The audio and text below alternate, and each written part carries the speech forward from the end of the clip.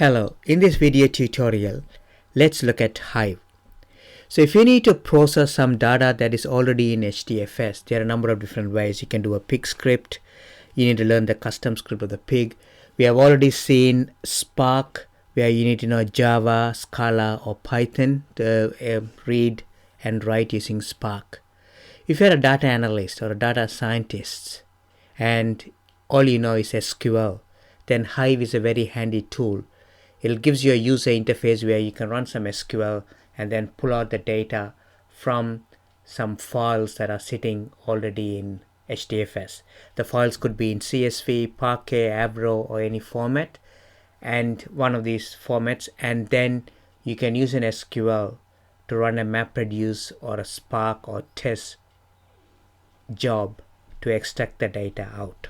So this is a very high level architecture. So you have a user interface. For example, you can have a Hue, which is a web UI, or you can use a Hive shell from a terminal window. So that's what the data analyst will be interacting with. Will be writing create statements and insert statements and select star and so on. Then Hive has got a meta store. So normally it could be a Derby database or a MySQL if it is in more enterprise level or production level Hadoop system, or it can be an Oracle. So the Hive meta store stores the database name, table name, and so on. Then you have a Hive query language, which stands for HQL, which is very similar to SQL. It's not fully ANSI 92 compliant, but it supports a lot of the SQL syntax.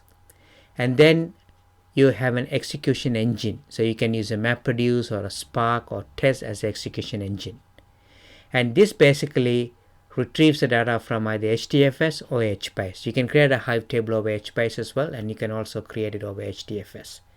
So in this tutorial, I'm going to look at the orders table which we created in our previous Spark tutorial and use Hive to retrieve the data.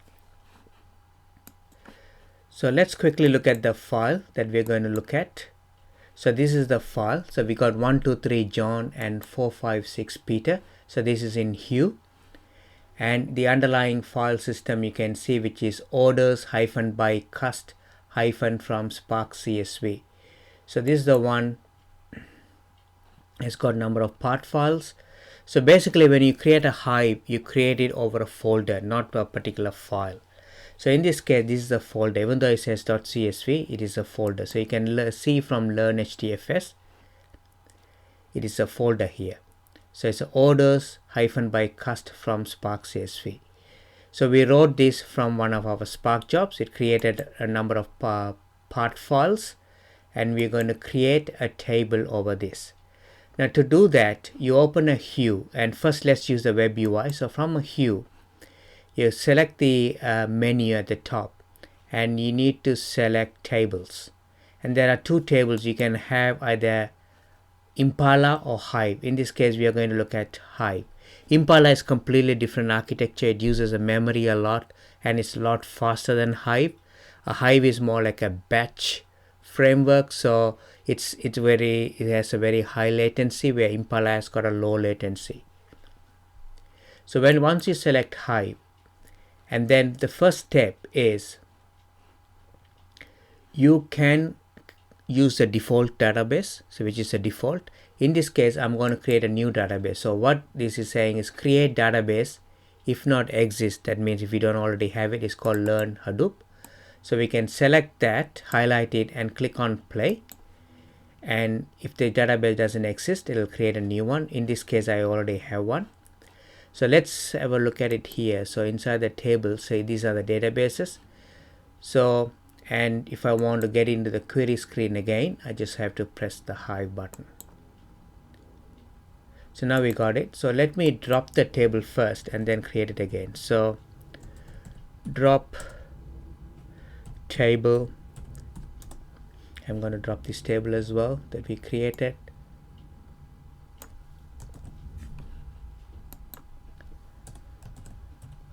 And also I'm going to drop the database as well.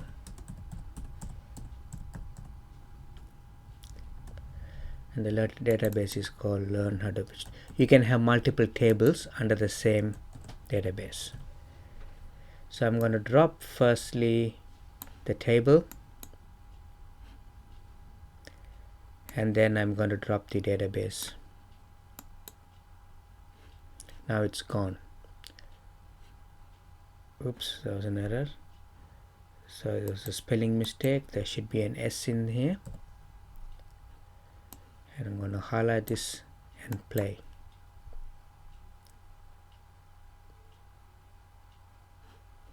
Then I'm going to refresh it here. Now database is gone. So now we'll go and so the database is gone. Only what you have is a default. So I'm going to create this database here. So what I'm doing here, we can also do that from a terminal window. So for example, you can go to a terminal window,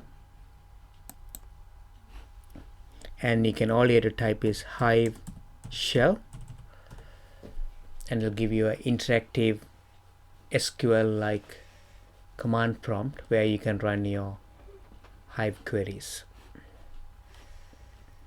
So while that's coming up, I'm going to go here and do create database. So select play.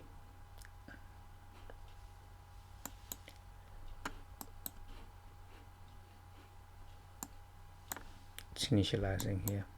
So now you got the learn Hadoop as the database. You can see it's not case sensitive at all. So it's learn Hadoop. And then within the database, you can either say use this database and start executing, or you can prefix your table names with the database name. So create external table if not exists, then database name dot the new table name orders. And there are a couple of columns because I have two entries in the file. The first one is order ID, and the next comma separated value is the order name. And then here you have to say what format it is. So this is a comma separated format. So you have a different syntaxes if you're reading a Parquet file, different syntax if you're reading an Avro, different syntax if you're reading from an HBase file. So in this case, it's a very simple one because we are reading from a text file, which is comma separated. So we are saying row formatted delimited is comma, and we have to specify the location where the folder is because it will look at that folder to pull out the data via SQL. And why are we saying this is an external table? There are two types of Hive table. One is an internal table that is completely managed by Hive. So when you create an internal table and you delete the table or drop a table, the file or the data under the table will also be deleted. In an external table, I can create the file separately and then I can put a table over it.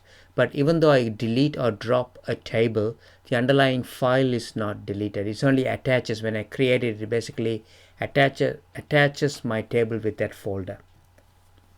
So that's why I'm creating an external table. So that means even if I drop or anything, still my file will be sitting in here because I dropped it before. But I would still have my data here because the file will not be deleted because it's an external table.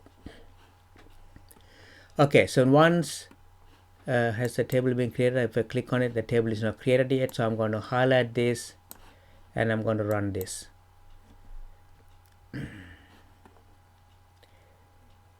And here you can say we got SQL command here. So there's another way you can execute these queries as well. Now this is done. It is also worthwhile going into the job browser and look at the job. The way you get into the job browser is click on the menu here, then click on the jobs. It will tell you the jobs that have been running. So now I have created the table. I'm going to create now select star from order. So what I'm going to do is by default, it uses MapReduce to go and get the data. So let's run. See, this is what it gives you as a data. I can export this into an Excel spreadsheet or whatever. I can download this data. So this is what I got it in this particular file inside this folder, and I'm accessing it via a select query. So that's the power of Hive. So basically it gives you a familiar syntax to the menu, like which is SQL. So you can retrieve data in any files that are stored in HDFS or in HBase. Now if I go and look at the job browser and I refresh this, I can see the last job that I ran, and you can see if you don't specifically set the execution engine, so we looked at earlier, it'll be using MapReduce as a default. So here you can see MapReduce is a execution engine, and if you set it to Spark, then you'll be using Spark. So all of these are select star from whatever select star. So if I go back in here, to set my execution engine to Spark. So all I do is here, you go to set hive.execution.engine, and I'm going to go to Spark.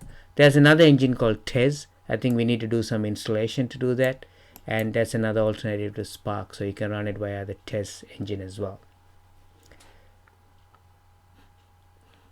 So we have set the engine, and now I can do another select query, and in this case I'm going to say order ID is equal to 1 2 3. So it is a select star from database.the table name where order ID equals 1 2 3. So it's going to run the job, and see, it also says hive on Spark. So now you're running hive via the Spark, so it runs a Spark job and it gives you the results. So it's still running. So if I'm interested in only running job, I click on that. So this is the job that's the moment's running. See, the status is accepted, then it goes to running, and then it's succeeded or failed or whatever. So that's the job at the moment running. So it's running on Spark now because we changed the execution engine to Spark.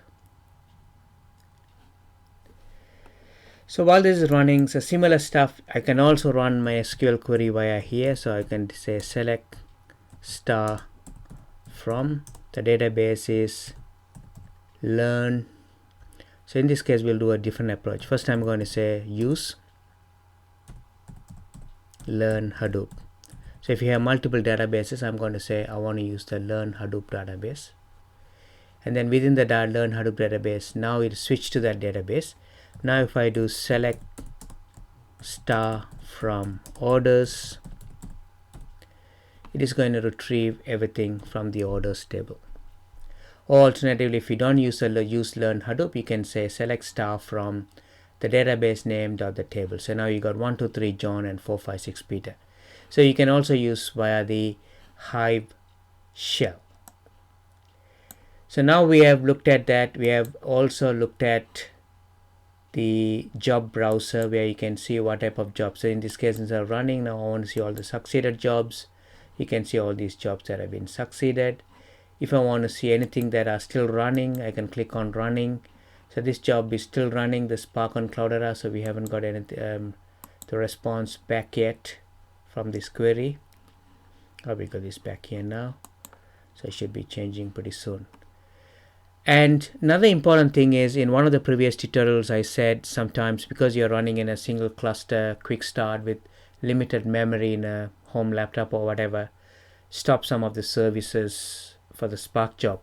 But in order to run Hive, you need to make sure you need to have the following services running. So I'll go into the Cloudera manager and make sure that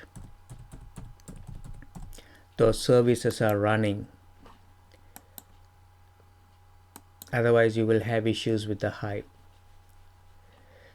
So you need to have HDFS running because everything sits on top of HDFS. If you see this diagram here, HDFS, you need to have Hive running. You need to have Hue running. So if you want to use a web UI, then if you are going to read anything from HBase database, then you need to have HBase running. But if you are reading directly from an HDFS file, then you don't need to have HBase running. You need to have Yarn running because when you're running Spark, if you're going to use a Spark as the execution engine under the covers, Spark uses Yarn for the scheduling and managing the resources. And then also you need to have the Zookeeper running. Zookeeper is a resource coordinator. So the Zookeeper needs to be running as well. So it coordinates a resource, and HBase definitely needs a Zookeeper, and also the Hive also needs a Zookeeper. So you can see I'm having Zookeeper running, Yarn running, the Scoop is stopped, Scoop is not required, Scoop 1 is stopped, Spark is running, Solar is near stopped, Uzi is not required, stopped, Key Value is stopped, Impala is stopped, and I have Hive running, and also the HDFS running, and the HBase also have stopped it, and the hosts. So this gives me a little bit more resource. If I'm pressed for a RAM or CPU or whatever, I just stop the services that are not required. So this only covered the basic surface of it. You can write very complex queries, and you can do partitioning, bucketing in Hive. So it's more efficient in terms of running. I have covered a lot of the bucketing and partitioning and hive related interview questions and answers in the Hadoop and Spark interview questions and answer section. So this is more like a practicals, and then you will learn a lot of the theories from the interview questions and answers. So you got the databases, the tables, and you can execute number of Hive queries. So that's all for this tutorial, and we'll meet up in another tutorial.